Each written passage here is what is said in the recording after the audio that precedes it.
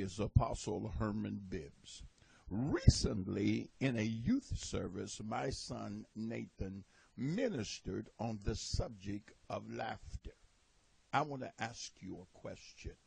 Has the enemy stole your happiness, your joy, your laughter? The division of Psalms 126, verse 1, the word of the Lord says, "When the Lord turned again the captivity of Zion, we were like them that dream.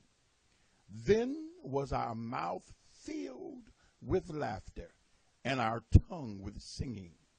Then said they among the heathen, The Lord hath done great things for them."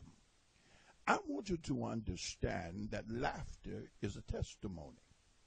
Laughter and joy is your entitlement as a child of God.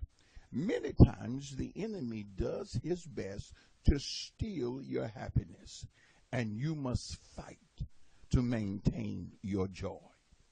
On today, I want you to begin practicing laughter. I want you to allow yourself to be happy, because you know what?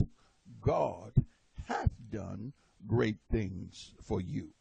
In the 5th verse of that scripture, it reads, "They that sow in tears shall reap in joy." Yes, God has brought you out, and many of you are experiencing change. Don't allow the enemy to steal your joy. Laugh. This is Apostle Herman Bibbs, and you have just been repaired.